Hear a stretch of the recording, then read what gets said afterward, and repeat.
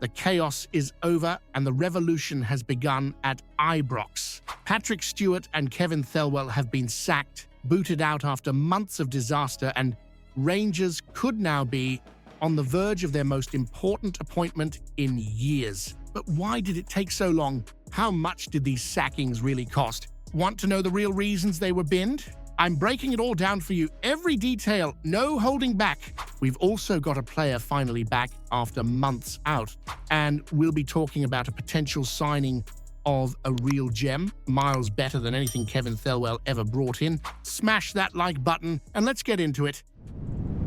Right, here we go, and make no mistake, you're going to want to hear every last detail of this. There are sackings, and then there are sackings that change a football club. This was the latter. Patrick Stewart and Kevin Thelwell have both been shown the door at Ibrox, and frankly, it's about time. You could smell this one coming from Govan to Glasgow Green. Months of fan outrage, 4 managers in less than a year, transfer windows that made your eyes bleed, and a boardroom atmosphere so toxic you could bottle it and use it to strip paint. Let's start with Patrick Stewart, appointed CEO in November 2024, but by the end, he looked like a man drowning in a job far too big for him. Under his chaotic reign, we saw an alarming managerial merry-go-round from Barry Ferguson to Philippe Clement, then the catastrophic Russell Martin, and finally Danny Röhl, who somehow managed to steady the ship despite being handed a broken compass and no map. Chris Boyd, the man never holds back, said what we were all thinking. On his podcast, he spilled the beans about how rotten the working environment had become under Stewart. According to Boyd, staff wanted out. Morale was rock bottom. That's not just poor leadership, that's a complete failure in culture and vision. Russell Martin's reign was the final nail. A disastrous run of results, a squad that looked half-cooked, and decision-making so baffling you'd think it came from a Celtic AGM. And throughout it all, Stewart stood firm behind Martin like a captain defending a sinking ship with a teaspoon. Then there's Kevin Thelwell, appointed as sporting director in April, dragged in from Everton with big plans, only to immediately put himself on thin ice by spending upwards of £8 million on Youssef Chermiti, a move that raised eyebrows so high they're still stuck in the roof of the club shop. And don't forget the cherry on top, appointing his own son, Robbie, to a senior recruitment role. Absolute brass neck. It wasn't just the fans who'd had enough. Inside Ibrox, you had protest banners before the Hibs Cup match, verbal confrontations after the defeat to Sturm Graz in the Europa League, and a boardroom that looked more like a panic room. The relationship between the fans and the decision-makers utterly shattered.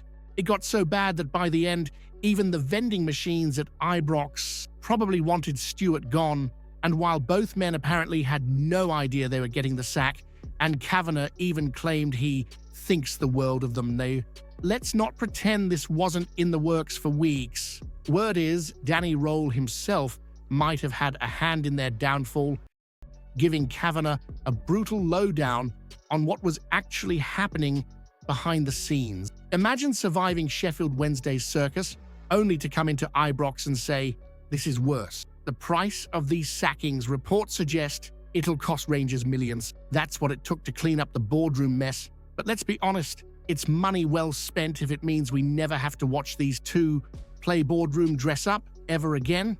Fraser Thornton is now stepping up as acting CEO, while Kavanagh and the 49ers go shopping for replacements. And this, right here, is the moment where Rangers need to get it right. No more failed experiments, no more inside jobs, no more treating Ibrox like some Silicon Valley hobby project. Röhl's got over 2 years left on his contract, and he's working miracles with what he's been handed. Back him properly, and we could be looking at a new golden era. Now let's talk about the next move, because after swinging the axe on Kevin Thelwell, Rangers have a massive decision to make, and the name that's lighting up conversations all across G51, David Weir. Let's face it, Thelwell's time at Ibrox was nothing short of a disaster. Appointed in April, sacked by November, and left behind a recruitment strategy that looked more like a panic buy than a plan. But Rangers have an open lane now to put things right, and David Weir makes more sense than a bacon roll on a matchday morning. You know the name, you sang it, you clapped him off the pitch. Weir is a Rangers legend, 5 years as a rock at the back, a captain, a leader, and most importantly, someone who understands what this club means. That matters, because Ibrox isn't a lab, it's a battlefield. And we need people in key roles who know the difference between a spreadsheet and a Saturday. Weir's been earning serious respect south of the border at Brighton, playing a key role in one of the most well-run clubs in the Premier League. And unlike Thelwell, who arrived with a baffling CV and left with even more questions, Weir's experience is actually relevant. Recruitment, data-driven football, long-term planning. He's done the lot, and crucially, he's done it in a structure that doesn't collapse the moment pressure hits. With the 49ers looking to bring that modern analytical approach into Ibrox, Weir is arguably the one candidate who bridges the gap between traditional Rangers values and forward-thinking football strategy. He's not just a former player turned pundit. He's someone who's lived it on the pitch and built it behind the scenes. And here's the thing, the atmosphere inside Ibrox right now is raw. After the chaos under Stewart and Thelwell, morale needs a jolt. The fans need someone they can actually believe in. David Weir brings that instant credibility. He'd lift the mood the minute he walks through the front doors, not because of nostalgia, but because he's actually qualified to do the job. Even Derek Ferguson said earlier this year that Weir is the standout option, and you can see why. Brighton's recruitment model under Weir has unearthed gems, managed assets properly, and built a team without throwing silly money around. That's exactly what Rangers need right now, and let's not ignore the timing. If Weir's willing to leave a steady job in the Premier League to come back and fix his old club, that's the kind of mentality that built Rangers in the first place. If Rangers don't bring back David Weir now, when the timing is perfect, when the need is obvious, and when the fans are crying out for leadership, are they proving they've learned absolutely nothing from the Stewart and Thelwell disaster? Now, here's a bit of news that should bring a smile to your face and maybe, just maybe, a bit of hope as we charge into a vital stretch of the season. Dujon Sterling is back. After 7 long, frustrating months on the sidelines, the Rangers defender finally pulled on the jersey again this week, turning out for the under-19s in a youth league clash against St Mirren. Sterling started the match, featuring for just over an hour before being subbed off, a clear sign that the coaching staff are easing him back into competitive action with a bit of caution, and rightly so. This is a player who's been out since that brutal Achilles injury in the Europa League match against Athletic Bilbao last season, surgery, rehab, and now the slow march back to full fitness. It's been a graft. And let's not forget what Sterling brings to the table. He's not just a fullback. He's a tactical Swiss Army knife centre-back, holding midfield. He's done it. Wide on the right, no problem. That kind of versatility is priceless, especially for Danny Roll, who's clearly trying to mold this Rangers side into a more dynamic, high-pressing unit. It wasn't just Sterling out there either. Kieran Dowell also got some game time, featuring for an hour, and Clinton and Ciala played the full 90. The result?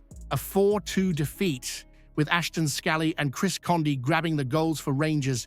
But make no mistake, the real win here was seeing Sterling back in blue and on the pitch, taking another vital step toward a first-team return. Roll was already seen involving Sterling in senior training sessions last week, which suggests the manager sees him as part of the plan going forward. And honestly, with the squad stretched at times and some shaky defensive showings this season, having someone like Sterling come back into the fold could feel like a brand new signing in itself. Here's the talking point, though. And I'll leave this one simmering, for given what Dujon Sterling can offer in multiple positions, should he walk straight back into the starting 11 once fully fit? Or should he have to fight for his spot like anyone else? Now listen closely, because while the headlines have been dominated by sackings and boardroom drama, something far more exciting could be brewing. Rangers have made a move, and not just any move. This could be the best bit of transfer business in the last 12 months, better than anything Thelwell managed with his overpriced punts and championship gambles. Word out of Kazakhstan, is that Rangers have submitted an official bid to sign Galymzhan Kenzhebek, a 22-year-old left winger who's been absolutely tearing it up, both domestically and on the international stage. And here's the kicker. Reports suggest Rangers have put forward the most attractive offer so far, beating out competition from Olympiacos and Dundee United, who've yet to put anything remotely tempting on the table. Now, let's be real. Some might scoff at the Kazakhstan Premier League, but let me ask you this. How's that £8 million spent on Youssef Chermiti working out, or the other summer flops who've barely managed a handful of goals between them? It's time to stop judging players by postcode and start judging them by productivity, and this boy is delivering. In just 11 domestic matches this season, Kenzhebek has racked up 6 goals and 4 assists. That's 10 direct goal involvements, while also completing a jaw-dropping 8.6 dribbles per game. And for Kazakhstan, during World Cup qualifiers, 2 goals and 1 assist in 8 matches. These aren't fluke numbers. This lad is electric. Rangers writer Kai Watson called his dribbling stats incredible, and he's not wrong. Compare that to our current squad, where no one in the entire Premiership side is even breaking 2 completed dribbles per game. That tells you exactly what we've been missing: directness, flair, and unpredictability. And let's not ignore the broader trend either. Hearts went shopping in the Norwegian second tier and the Slovakian top flight, 2 so-called lesser leagues, and those players have combined for 14 goal contributions this season. Meanwhile, we've been stuck watching overhyped English journeymen running in circles and offering nothing in the final third. This bid for Kenzhebek might not just be the start of a new signing. It could signal a total shift in strategy post-Thelwell, a bit of smart scouting, a bit of bravery, and a lot less cash wasted on names rather than output. Should Rangers stop signing Premier League and Championship cast-offs altogether and fully commit to scouting talent from lesser-known leagues where players are hungrier, cheaper, and actually produce? Like the video, drop a comment, and subscribe for daily Rangers news. Don't miss a thing.